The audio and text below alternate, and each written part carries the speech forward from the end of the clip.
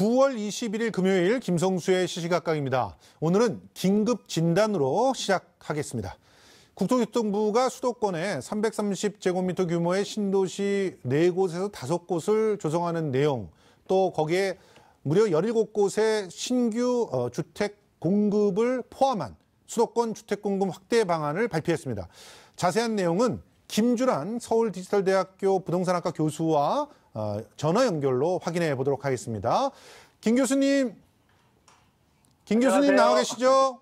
예, 안녕하세요. 예. 먼저 정부가 발표한 주택 공급 대책 핵심이 무엇인지 간추려 정리 좀 부탁드립니다. 예, 먼저 이번 공급 확대 방안의 핵심 골자는 양질의 저렴한 주택을 입지가 좋은 곳에 공급하겠다라는 거고요. 예.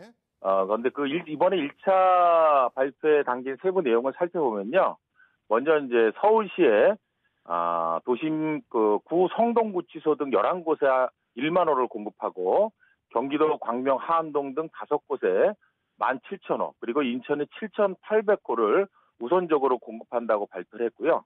그리고 향후에 연내 10만 호, 그다음에 향후 내년까지 대규모 택지 조성을 통해서 20만 호를 공급하고 중소규모 택지를 6만 5천 호를 공급하는 등 대규모 그린벨트 해제를 통한 대규모 택지 조성을 통한 공급을 내년 상반기까지 완료하겠다는 이런 정부의 강력한 의지가 담겨 있다고 보시면 되겠습니다. 예. 그동안 정부는 이제 수요 억제책 중심으로 부동산 대책들을 발표해 왔는데요. 수도권 주택 공급 확대에 대해서는 적극적이지 않았단 말이죠. 그런데 갑자기 이렇게 공급 대책으로 무려 30만 호를 공급하겠다는 이런 정책을 내놓은 배경은 뭘까요? 사실 이번 문재인 정부도 이제 과거 노무현 정부와 부동산 정책의 맥을 좀 같이 한다고 볼 수가 있겠는데요. 과거 노무현 정부에서도 공급 정책보다는 이제 규제 일변도의 수요 억제 정책을 주로 펴왔습니다. 그래서 이제 시장에서 결국 이제 이번 문재인 정부에서는 대규모 주택 공급을 하지 않을 것이다라는 이런 메시지를 받아들여서 지금 1년간 8.2 대책하고 9.13 대책까지 한 1년 동안 규제 일변도의 수혜 정책을 이제 시행해 왔는데요. 결국 이제 이런 정책이 효과를 거두지 못하고 최근 서울과 수도권 일부 지역이 이제 집값이 이제 일간에서는 이제 미친 집값이라고 이제 집값이 급등하는 현상이 나타났습니다. 그래서 결국 정부가 집값 잡기에 어느 정도 실패했다고 판단하고요. 과감하게 이제 공급 확대 정책으로 좀 전환하는, 그래서 정책의 큰 방향을 수정 보완하는 셈이라고 볼 수 있고요. 결국 정부는 공급 확대를 통해서 과열된 시장 분위기를 좀 안정시키고자 하는 전략을 이제 이번에 채택했다 이렇게 보시면 되겠습니다. 그렇군요. 대책 발표 직전까지 서울의 주요 개발 제한 구역 풀기 위해서 서울시하고 치열한 기싸움을 벌이지 않았습니까? 그런데 그렇습니다. 결국 그린벨트 해제가 이번 대책에는 포함이 안 됐거든요. 그 이유가 뭘까요? 먼저 이제 일단은 시간적으로 너무 촉박했다고 볼 수가 있겠고요. 사실 그린벨트를 해제하려면은 지자체하고 그다음 지역 주민들하고 여러 가지 의견을 수렴해야 되는데 시간적으로는 사실 좀 어려운 그런 너무 짧은 시간이었다고 볼 수 있겠고요. 그다음에 이제 서울시가 이제 국토부가 서울시하고 경기도와 이제 이 그린벨트 해제를 위해서 계속 얘기를 해왔는데 이제 서울시 이제 환경단체라든가 이런 사회적 단체 반발하고 서울시의 입장 차가 어느 정도 있었기 때문에 이번 1차 발표에는 개발 제한 구역의 해제에 대한 구체적인 내용을 결국은 담지 못했습니다. 하지만 국토교통부가 그린벨트 집권 해제를 검토하고 있다고 언론에 이제 발표를 했고요. 현재 정부가 서울 시내 일부 그린벨트를 직권으로 해제해서 주택 공급을 확대하는 방안을 이제 검토하고 있는 중이기 때문에 아마 2, 3차 발표에는 구체화된 계획이 발표될 것으로 예상하고 있습니다. 그래서 결국 이번 대책에는 정부가 시장에 주택 공급 확대에 대한 정부의 의지를 보여줬다는 데 의의를 가질 필요가 있다고 볼 수 있습니다. 알겠습니다. 그런데 말이에요. 지금 1차로 공급되는 택지 가운데 서울 같은 경우는 옛 성동구치소 자리, 또 개포동 재건마을 자리, 11곳에 10,000가구가 포함되어 있습니다. 그런데 제가 이 개포동 재건마을 주변에서 살았기 때문에 이 동네가 굉장히 사실 주목받는 금싸라기 땅이에요. 성동구치소 자리도 그렇고요. 지역 주민들은 여기에 문화시설이나 상업시설 들어온다고 공약하지 않았느냐.